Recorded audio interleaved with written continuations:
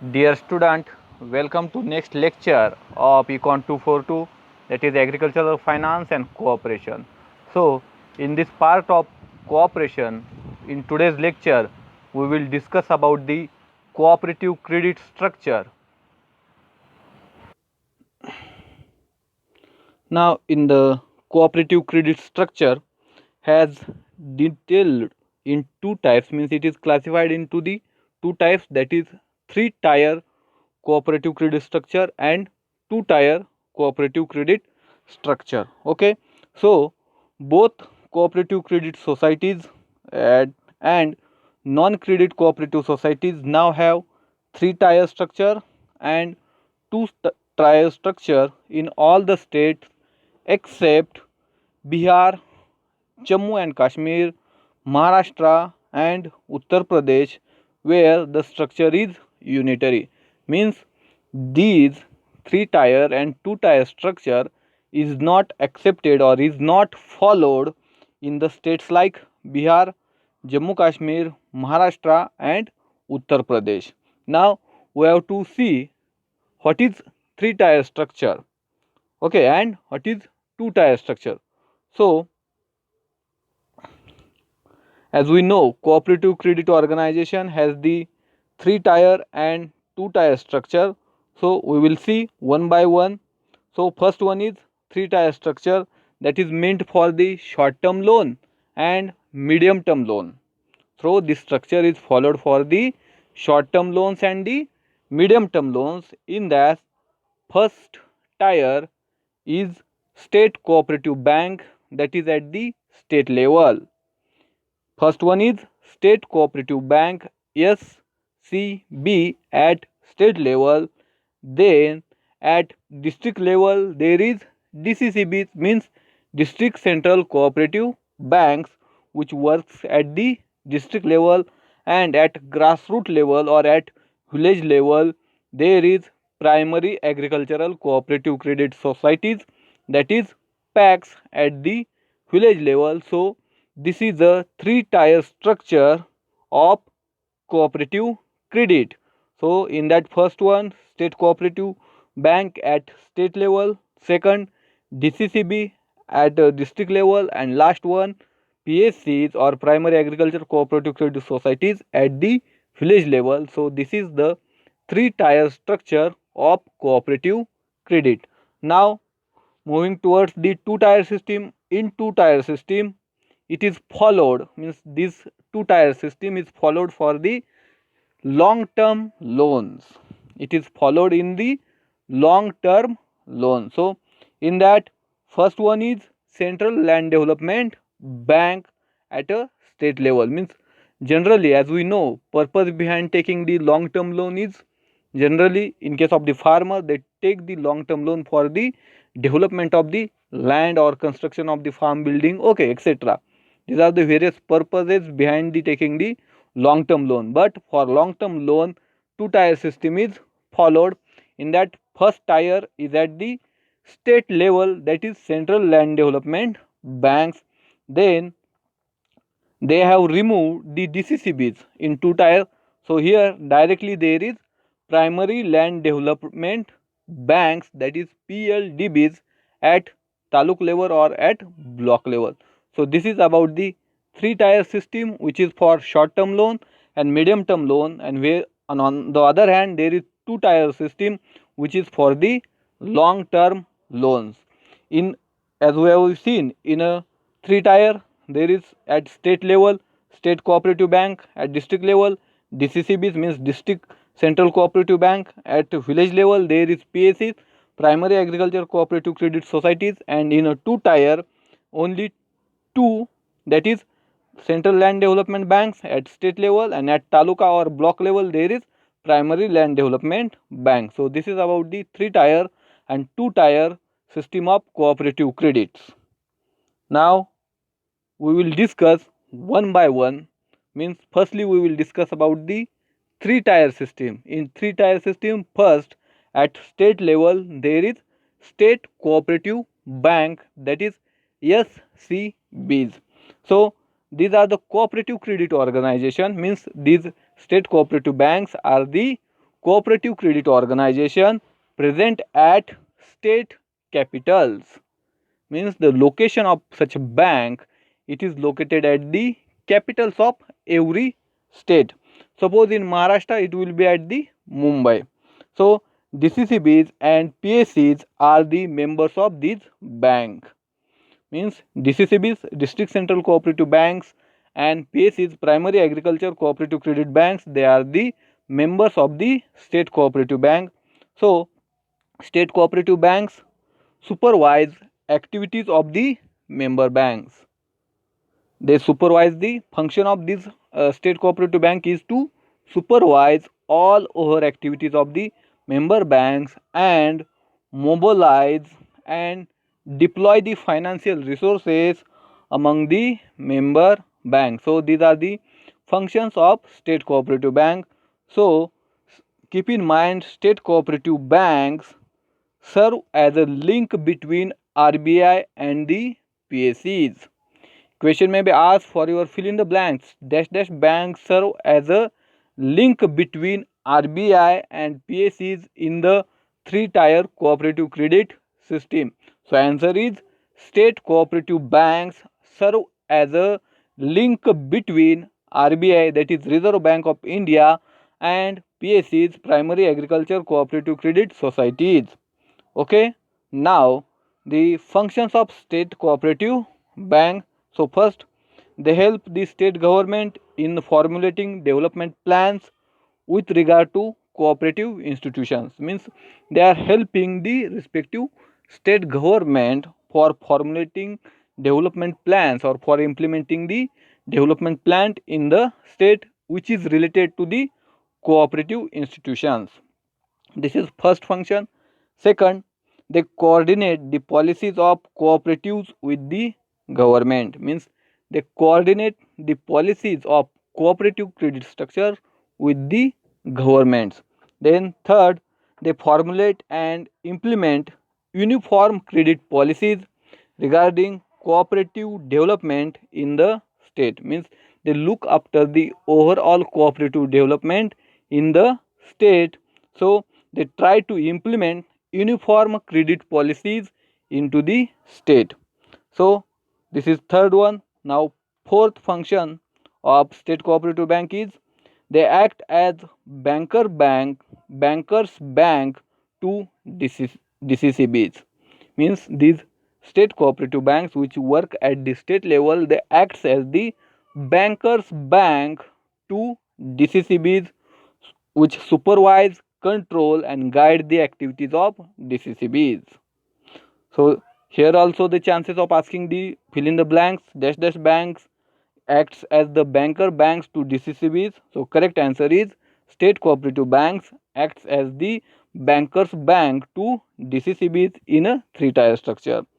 They grant, fifth function, they grant subsidies to DCCBs for the smooth functioning of cooperatives. Okay. Then sixth, similar to any commercial bank, they also perform normal banking operations. Means in the state cooperative bank, irrespective of their other functions, they also perform the common operations or common banking operations. Now second is about the district central cooperative bank. So this is all over about the state cooperative bank. Now second tier, that is the DCCBs. Okay, it is the middle one. So DCCBs means district central cooperative bank. So these banks means these DCCBs are in the fact link between state cooperative banks and PSCs. Here as we have seen, the state cooperative banks, they serve as a link between RBI and PSCs, whereas DCCBs are in fact the link between cooperative banks and the PSCs. So DCCBs are basically meant to meet the credit requirement of PSCs. PSCs means primary agriculture cooperative societies. Then they also undertake banking business such as accepting deposit from public, collecting bills, checks, drafts, etc., and providing credit to needy persons. Means they also performing the general commercial bank operations as like the state cooperative banks. Then the area of operation of the DCCBs varies from taluka to the district, but in most of the state, their operations are confined or limited to taluka level only. Means that district cooperative banks, they are limited to their taluka only in most of the states of India. So the membership in a DCCB membership is open to all individuals and societies working in its area of operation. In DCCB, anyone can take the membership or anyone can open the account, but that person must be in the area of operation of that bank. Then marketing societies, consumer societies, farming societies, urban banks and PSCs are usually enrolled as the member of the DCCB. Means these are the other banks which can become the member of DCCBs like marketing societies, consumer societies, farming societies, urban banks and the primary agriculture credit societies. They are usually enrolled as the member of the DCCBs. Now, the specific functions of DCCBs. In function, first one, DCCB supervise and inspect, means they are doing the supervision and inspection, the activities of PSCs and help the credit societies run smoothly. Means they help to PSCs to run the credit society smoothly, to run the society smoothly. Okay. Then second, they maintain close and continuous contact and guide the primary societies and provide the leadership to them. Means they are in close contact with the PSCs and continuous contact with PSCs to guide them primary societies and provide them leadership for their smooth working. Means they act as the guide of PSCs. Then third, they undertake non-credit activities like supply of seed, fertilizer, beside sugar, kerosene and the other consumer goods also. This is the general function of the DCCB. They provide requisite funds to the societies under their control. Means they are providing or they are making available fund to their member societies. Then they accept the deposit from the member societies as well as from the public. So this is about the DCCBs, district central cooperative banks. Okay. Now in three tier structure, last tier is PSCs, that is primary agriculture cooperative credit societies. Primary agricultural cooperative credit societies, that is PSCs. So consequent to the enactment of Cooperative Society Act 1904, PSCs came into operation following the guideline of Raphesian model. Means as we know, the first act of cooperative was happened in 1904. So according to that act, PSCs came into existence. For the establishment of PSCs, RBI has followed the guideline of the Raphesian model. Question may be asked, PSCs are established based on the guideline of dash dash model. So answer is PSCs are came into existence based on the guidelines of the Raphesian model. So the cooperative principles like limited liability, limited area of operation, honorary management, voluntary participation of villagers, etc., were framed for the smooth functioning of the society. Means these are the various principles of cooperatives as we have seen in the uh, last video of the principles of the cooperatives. There were 10 principles. So these principles are framed or structured for the smooth functioning of these cooperative societies. The societies are at, means these PSCs, primary agriculture cooperative credit societies, works at the village level, directly meant for the farmers regarding provision of requisite short term and medium term loan. As we know, in a three tier structure, it is only meant to provide the short term and medium term loan. So in that three tier structure, last tier is PSCs. So they are in direct contact with farmer because these PSCs are located at village level. So they provide the requisite short term and medium term loan to the respected farmers. Now, supply of agricultural inputs and other essential commodities 18 also taken up these societies, means this society also provides the agricultural inputs and other essential commodities to the members or to the farmers. In addition to these activities, PSCs are also helping in formulating and implementing the agricultural development plans. Means in there are various plans in that particular village regarding the agricultural development. So in that plan also, PSC is helping to the peoples or helping to the members of society. They are also undertaking advisory and welfare function for the members. So this is about the some information about the PSCs. Now, most important function of PSCs. So, this part of primary agriculture cooperative credit societies is same for your theoretical and practical also. So, on the practical concern, these functions are most important. So, first function, PSCs borrow, educate and timely fund from DCCBs and help the member in the financial matter. So, first function of PSC is to borrow adequate essential fund from the DCCB, means District Central Cooperative Banks, and provide it to the members in financial matters. Means they borrow the loan from the DCCB and provide it to the needy members. This is main function or first function of PSC.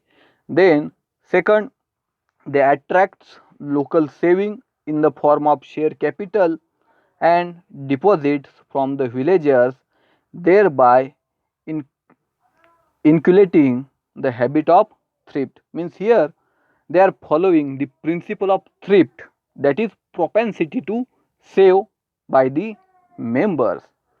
Okay, so they attract the local savings from the members and local deposits from the member of society. So they are following the principle of thrift of cooperation, that is the propensity to save. Then third one, they supervise the end use of credit, either that borrower is using that credit for productive purpose or for unproductive purpose. So they supervise over the utilization of their credit or utilization of loan amount by the borrower. Then fourth one, they distribute fertilizer, insecticide, etc. to needy farmers. Means they are also distributing the agricultural inputs to the needy farmer. Then they provide machinery on higher basis to farmer.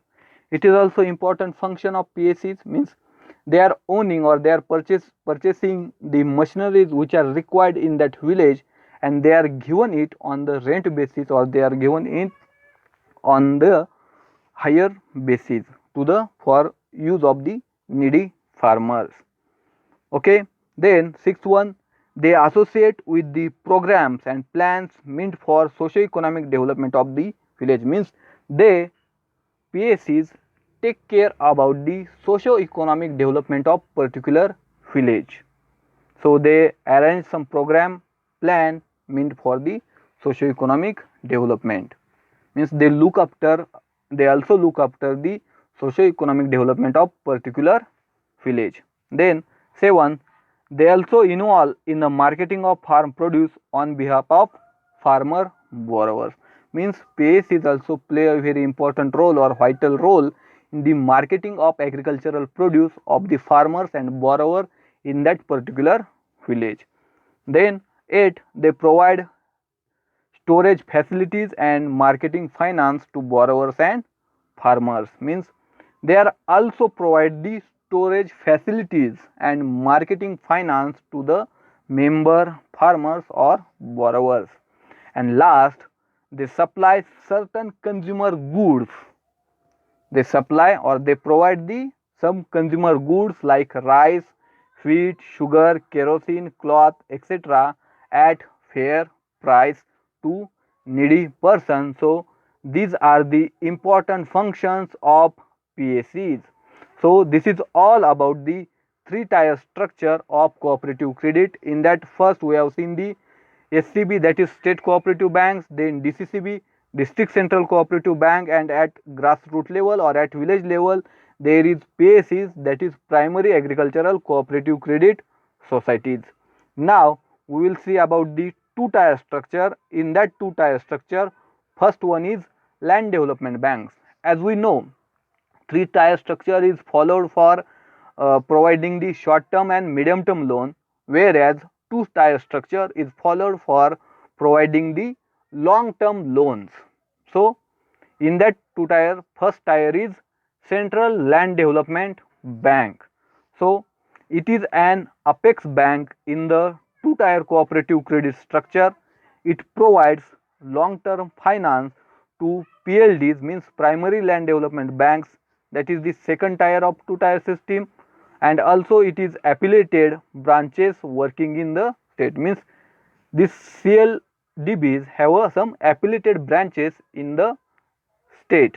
Okay, branches of central land development banks, primary land development banks, and individual entrepreneurs are the members of the CLDBs, means the other branches of CLDBs and PLDBs and individual entrepreneurs can be the member of central land development banks. Then NABARD and Life Insurance Corporation, means NABARD and LIC, subscribe for its debentures in a large amounts, means they are also the debentures in a large amount of the central land development banks. Then in fact, NABARD is the refinancing agency to the CLDB, means NABARD is the source or refinancing agency of the CLDBs. It acts as a link between NABARD and the government in the long-term banking transaction. Question may be asked, dash dash bank acts as the link between NABARD and the state government in the long-term banking transaction. So correct answer is Central Land Development Banks. They acts as the link between NABARD and government in the long-term banking transaction. So CLDBs supervise, inspects and guides the PLDBs in their banking operations. As like we have seen, DCCB guides the PSCs. Similarly here CLDBs guides the PLDBs in their banking operation. So they float debentures for raising the necessary fund, means they are the generator of sources, generator of funds for the PLDBs. Then it inculcates the spirit and practices of thrift, means here CLDBs also follows the principle of thrift among the member bank by mobilizing savings and stimulating the capital formation. Okay, then the CLDBs generally provides loan or provides the loan to member banks for the redemption of old debts, improvement, reclamation and development of land, purchase of agricultural machinery and equipment, and the development of minor irrigation projects. Means these CLDBs, means Central Land Development Banks, provides the loan, long-term loan to member, okay, to repay the old debts for improvement and reclamation, improvement of the business, then for reclamation of soil or reclamation of land, development of land, purchase of agricultural machinery and equipment and development of minor irrigation projects. They are providing the loan to the members. So who are the members of Central Land Development Bank? So some branches of CLDBs, PLDBs and some individual entrepreneurs are the members of the Central Land Development Bank. Now last one is primary land development banks, that is PLDBs. So It is the second tier of two-tier structure. First one, Central Land Development Bank (CLDBs), and second one PLDBs, that is Primary Land Development Bank. So the establishment of Land Mortgage Bank on cooperative line dates back to the year 1990 in the Punjab. Later, during the period 1920 and 29, many land mortgage banks were established in Punjab, Madras, Mysore, Assam and Bengal. Okay, so there was not much growth in the land mortgage bank till 1945. However, in all round progress of this bank was witnessed during the post-independence period, that is after the 1948 and 53 up to the 53. During this period, only rich and affluent farmers derived benefit from the LMBs, land mortgage banks. Means, as we know, before pre-independence era, there are some large farmers or landlords, they are taking the advantage of cooperative finance sources from the LMBs, means land mortgage banks. Small and marginal farmers were hardly benefited from the LMBs, received massive support from institutional agencies like Reserve Bank of India, State Bank of India, Life Insurance Corporation and Agricultural Refinance Corporation. Okay.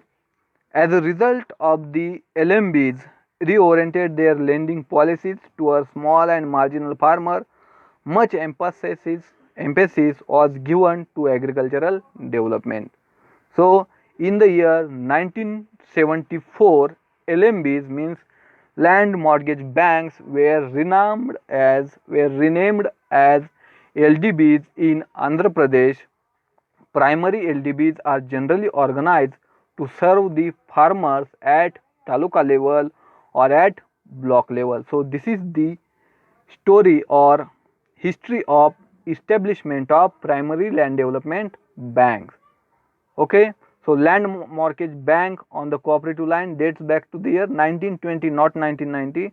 In Punjab, during the period of 1920-29, many land mortgage banks were established in the Punjab, Madras, Mysore, Assam and Bengal. So from that land mortgage bank, the large farmers or landlords, they were taking the advantage only.